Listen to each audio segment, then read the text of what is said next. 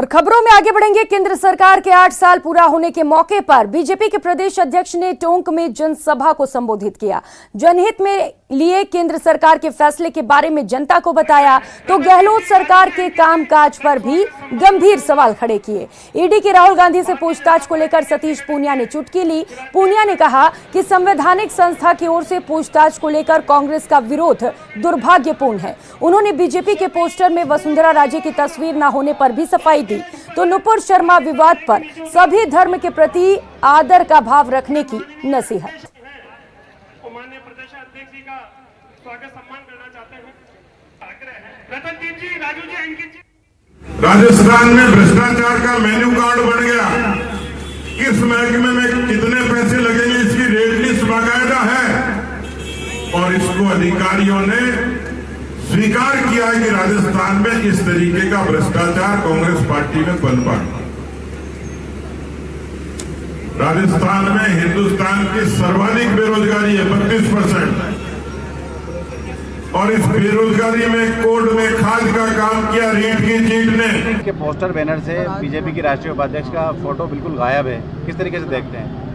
नहीं होना चाहिए, नेताओं के सबका सम्मान करना चाहिए, फोटो लगनी चाहिए। लगातार विवाद मचा हुआ है, क्या अपील जिलेवासियों से और प्रदेशवासियों से करना चाहिए? शांति और सद्भाव रखना चाहिए क्योंकि हम सब, भारत ऐसा देश है जहाँ सभी तरीके के धर्मों को, पंथ संप्रदाय को इबादत की भी इजाजत है, अभिव्यक्ति की इजाजत है।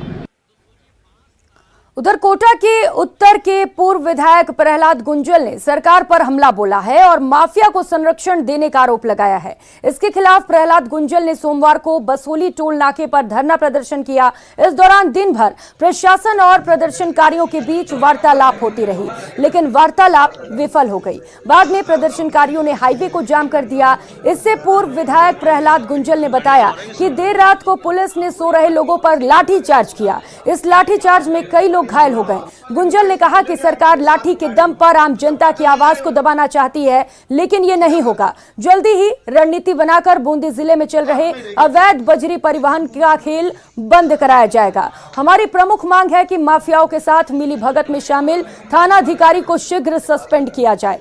देर रात में अचानक लाठीचार्ज में कई लोग घायल हो गए, कई लोग अस्पताल में भर्ती हैं।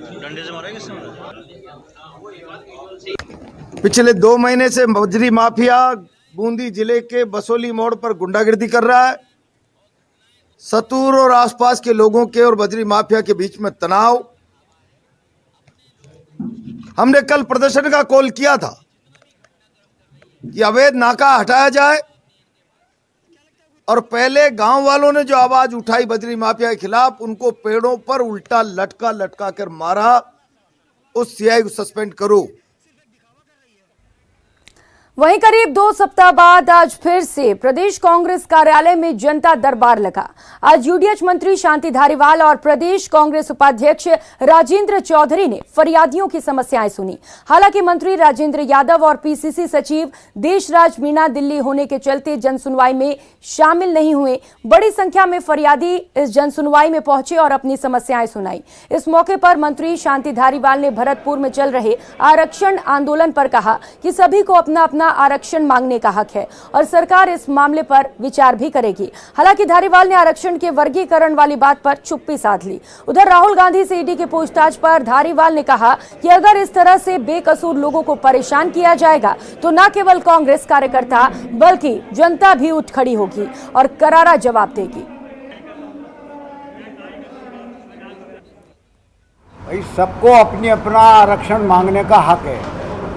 वो भी ओबीसी की एक कैटेगरी है, वो उसमें से ओबीसी को जितना % दिया जाता है उसमें से कुछ पोर्शन अपना चाहते हैं, तो सरकार विचार करेगी उस पर। क्या सर तरीका क्या होगा? तरीका सब निर्धारित है। वही तरीके होते हैं जो पहले से एस्टेब्लिश्ड हैं। और अब बात जयपुर की, जहां मानसरोवर इलाके में थार से स्टंट कर रहे युवकों को इको स्पोर्ट सवारों ने टोका तो मामला बिगड़ गया। स्टंट करने वाले युवकों ने इको स्पोर्ट सवारों को दौड़ा लिया। ये युवक अपनी जान बचाने के लिए पीजी में जाकर छिप गए। थार सवार युवकों ने पीजी में भी खूब उत्पात मचाया और वहां सो रहे मूक बधिर बच्चों को डंडों से जमकर पीटा। घायल 2 स्टूडेंट्स को एसएमएस हॉस्पिटल में भर्ती कराया गया है। जाते जाते बदमाशों ने बाहर खड़ी कारों में भी तोड़फोड़ की। युवकों के उत्पात का पूरा वीडियो रिकॉर्ड हो गया है। घटना के 18 घंटे से ज्यादा बीत जाने के बाद भी पुलिस के हाथ खाली हैं। अभी तक पुलिस ये पता नहीं कर पाई है कि ये थार गाड़ी किसकी थी, वो कहां का रहने वाला है। वहीं पुलिस का कहना है कि आरोपी युवक जल्द ही पकड़े जाएंगे। थार के रजिस्ट्रेशन नंबर और बदमाशों तक पहुंचने के लिए उनके रूट को चिन्हित कर सीसीटीवी फुटेज को खंगाला जा रहा है। तो स्क्रीन पर आप 3 तस्वीरें देख सकते हैं, 3 अलग अलग तस्वीरें। पहली तस्वीर जहां पर स्टंट करने पर विवाद बढ़ गया, वहीं दूसरी तस्वीर आपकी टीवी स्क्रीन पर है जब पीजी में घुसकर छात्रों के साथ मारपीट की गई, और वहीं तीसरी तस्वीर है कई कारों में तोड़फोड़ भी की गई। और खबर बाड़मेर से है। बाड़मेर में प्री मॉनसून की बारिश ने सड़कों को पूरी तरह से जलमग्न कर दिया। यहां बीती रात करीब 3 घंटे तक लगातार बारिश हुई। इस मूसलाधार बारिश ने चौहटन कस्बे में खासी तबाही मचाई। यहां लगातार बारिश की वजह से कई घरों में पानी घुस गया और कई गाड़ियां बारिश के पानी में बहती नजर आईं। इस पहली बारिश ने प्रशासन के दावों की हवा भी निकाल कर रख दी।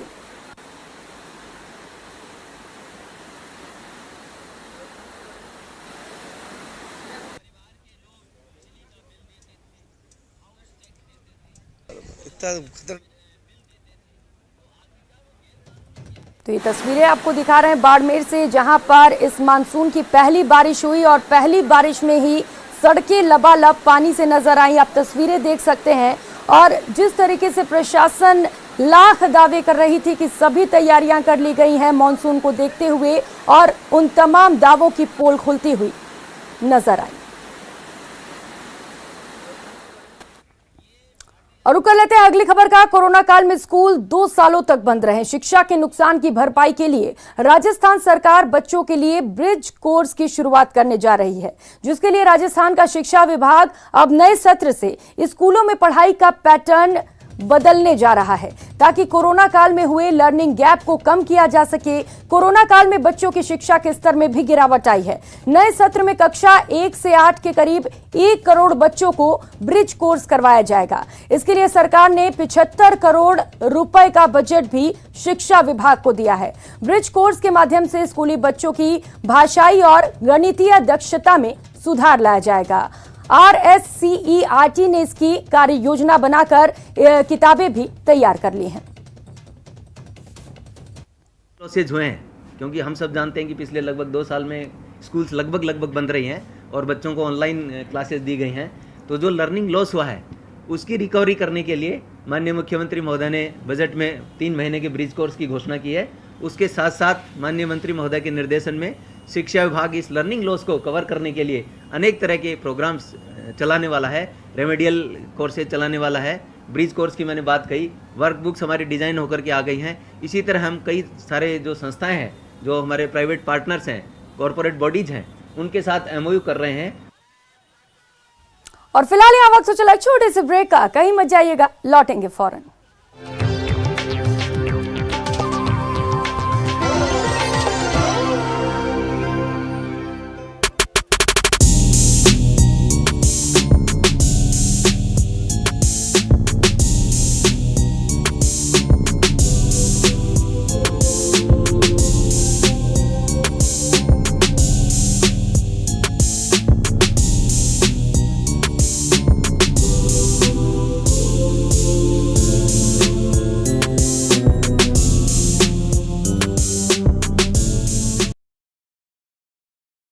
सरकार पर जमकर प्रहार किया। राहुल गांधी को देश की आवाज बताया। खाचरियावास ने खुलकर ऐलान किया कि अब बीजेपी को बीजेपी की भाषा में ही जवाब देने का समय आ गया है। राहुल गांधी देश की आवाज है और देश की आवाज कभी डरा नहीं करती। पूरा देश खड़ा हो जाएगा और बीजेपी को बीजेपी की भाषा में जवाब देंगे। सोनिया राहुल को ईडी के नोटिस पर कांग्रेस नेता धर्मेंद्र राठौड़ भी बीजेपी पर जमकर बरसे। बोले जब जब चुनाव की घड़ी आई है तब तब केंद्र को ईडी CBI की याद आई है। जब भी चुनाव होते हैं तो ईडी, सीबीआई और इनकम टैक्स का ये दुरुपयोग करते हैं। सोनिया गांधी बीमार हैं, दिल्ली के गंगाराम अस्पताल में भर्ती हैं, लेकिन सोमवार को राहुल गांधी का नेशनल हेराल्ड मामले में ईडी के सवालों से सामना हुआ, जिसके विरोध में कई राज्यों में कांग्रेसी केंद्र के विरोध में सड़कों पर उतर आए और जमकर नारे लगाए। कांग्रेसी कह रहे हैं कि ना डरेंगे और ना झुकेंगे और लड़ाई जो है वो लड़ी जाएगी, पुरजोर तरीके से लड़ी जाएगी और इसीलिए आज बड़ा पैदल मार्च यहाँ पर निकाला गया है। कैमरामैन यासीन के साथ दिनेश शर्मा, न्यूज़ 18 जयपुर। साल पहले तक बीजेपी एक बूथ 10 यूथ का नारा लगाती थी, लेकिन अब ये तादाद 21 तक पहुंच गई है। यानी हर बूथ पर 21 ऐसे कार्यकर्ता जो पार्टी को जिताने के लिए जी जान लगा दें। जीतने की बूथ वाली रणनीति। हम लोग 40,000 बूथों पे थे, अब हमारी कोशिश है कि हम हर 52,000 बूथ तक हमारी पहुंच हो। बूथ मजबूत तो जीत पक्की। पूरा फोकस है, मजबूती तो है ही। बूथ मजबूत, बूथ जीता, चुनाव जीता, इसलिए बूथ का तो आवश्यक है ही। इसलिए बूथ का प्रबंधन हमेशा हमारा ठीक रहता है और आगे भी अच्छा रहेगा। विधानसभा चुनाव की तैयारियों में जुटी बीजेपी मजबूत बूथ अभियान के जरिए 2023 की जंग जीतने के लिए तैयारी कर रही है। पार्टी के वरिष्ठ नेताओं और सांसदों की मौजूदगी में उन कमजोर पहलुओं पर चर्चा की गई जो पार्टी की जीत की राह में रोड़ा है। पार्टी ने बूथ को ABC कैटेगरी में बांटकर रणनीति तैयार की है। पार्टी को सबसे ज्यादा चिंता C कैटेगरी के 6,000 बूथों को लेकर है, जहां कार्यकर्ताओं की कमी बड़ी परेशानी है। पार्टी ने B कैटेगरी में 20,000 बूथ को रखा है, जहां थोड़ी कोशिश की जरूरत है। तो A कैटेगरी में रखे गए 26,000 वैसे बूथ हैं जहां पार्टी का प्रदर्शन कई चुनावों से बेहतर रहा है। बीजेपी सांसदों को 100 और विधायकों को 25 कमजोर बूथों को मजबूत बनाने का जिम्मा दिया गया है। इस अभियान की गंभीरता का अंदाजा इसी बात से लगाया जा सकता है कि पार्टी ने प्रदेश स्तर पर भी जिलेवार निगरानी रखने के लिए टीम बनाई है, तो सशक्त मंडल अभियान और पन्ना प्रमुखों की नियुक्तियां की गई हैं। एक व्यक्ति तक सरकार की योजनाएं पहुंचे और हर व्यक्ति को सरकार की योजनाओं का लाभ मिले। साथ ही साथ जहां पार्टी कमज़ोर रही है चुनावों के अंदर, पिछले 2-3 चुनावों के अंदर, तो वहां पर हम कार्य कर वहां पर भी पार्टी को हम मजबूत करें। इस भाव से इस बूथ सशक्तिकरण का अभियान पूरे राष्ट्र में चलाया जा रहा है। बूथ की मजबूती ही पार्टी की जीत का मंत्र है और अगले साल चुनाव होने जा रहे हैं, उससे पहले पार्टी मोदी सरकार की इन उपलब्धियों के दम पर एक बार फिर से चुनावी वैतरणी पार करना चाहती है। कैमरा पर्सन अविनाश के साथ बाबूलाल धायल, न्यूज़ 18 जयपुर।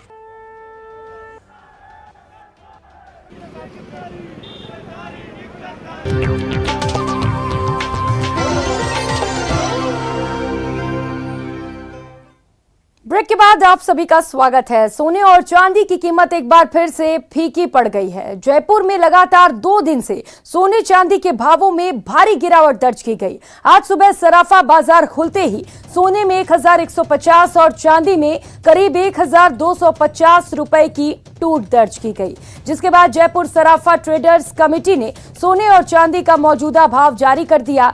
जेवराती 22 कैरेट सोने के भावों में भी 1,100 रुपए की कमी दर्ज की गई। सोमवार की अपेक्षा आज जेवराती सोने का भाव 49,900 रुपए प्रति किलो है, तो चांदी भी करीब 1,250 रुपए प्रति किलो सस्ती हो गई है।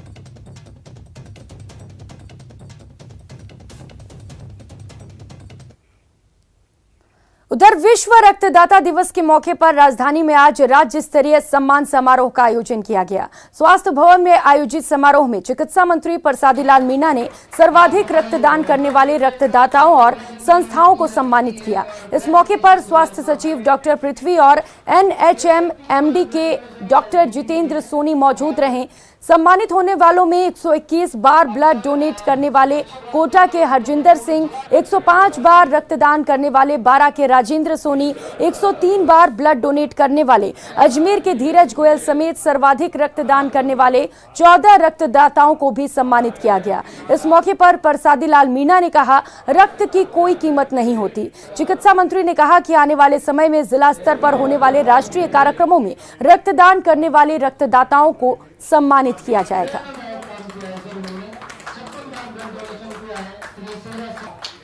जिला कलेक्टर से कहेंगे जो हमारे प्रोग्राम होते हैं 26 जनवरी 15 अगस्त को, ऐसे लोगों को उसमें सम्मानित करें, उनको प्रेरित करें, प्रोत्साहित करें, जिससे और ज़्यादा से ज़्यादा लोग उनके साथ जुड़े।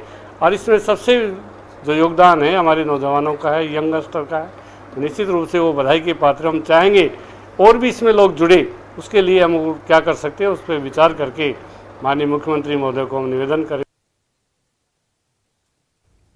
वहीं अपनी बात सरकार तक पहुंचाने के लिए लोकगीत माध्यम बना है। जोधपुर ग्रामीण क्षेत्र की महिलाएं पानी सहेजने की मुहिम में भागीदार बनी हैं। जिला कलेक्टर से लोकगीतों के माध्यम से अपने गांव में पानी दिए जाने की मांग कर रही हैं।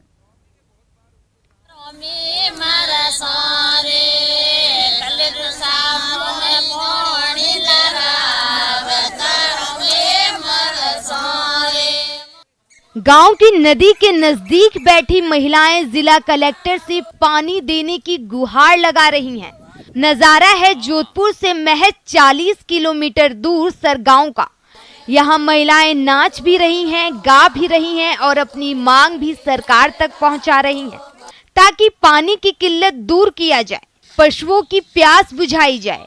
मैं तालाब सफाई है मिलकर नहीं करो के एक तो पानी भीड़ो भी जाए, कोटो कसरो पूद नहीं रे, कटी भी पानी खाडा कोसरो भीड़ो नहीं पानी बसावर बाजते हैं।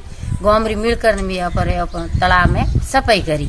जोधपुर जिला कलेक्टर को अपनी मांग से अवगत कराने के लिए महिलाओं ने लोकगीत का माध्यम चुना है। इतना ही नहीं, गांव की नाड़ी में बरसात की पानी को सहेजने के लिए भी महिलाओं ने पूरे तालाब की सफाई भी की है।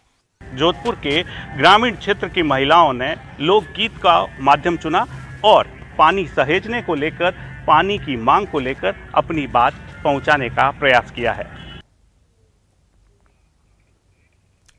और खबर सवाई माधोपुर से है। सवाई माधोपुर के रणथंभौर में वन्य जीवों के अजब गजब नजारे पर्यटकों को खासा रोमांचित करते हैं। आज रणथंभौर नेशनल पार्क में मिस्र दरा के पास त्रिनेश गणेश मार्ग पर कुछ देखने को मिला, जहां कुछ दिन पहले टाइग्रेस सुल्ताना ने मिस्र दरा गौमुखी के पास बच्चों को जन्म दिया और उसका फोटो कैमरे में ट्रैप हुआ। सूचना के बाद वन विभाग ने टाइग्रेस के बच्चे की सुरक्षा को देखते हुए रणथंभौर नेशनल पार्क के मध्य से गुजरने वाले त्रिनेश गणेश मार्ग को भी काफी हद तक बंद कर दिया। साथ ही टाइग्रेस के बच्चे की सुरक्षा के लिए अलग से वन विभाग की एक ट्रैकिंग टीम भी तैनात कर दी गई, ताकि टीम लगातार टाइग्रेस और बच्चों का ख्याल रख सके और किसी भी सूरत में बच्चों को कोई नुकसान ना हो पाए। अपनी तरफ ही आ रहा है।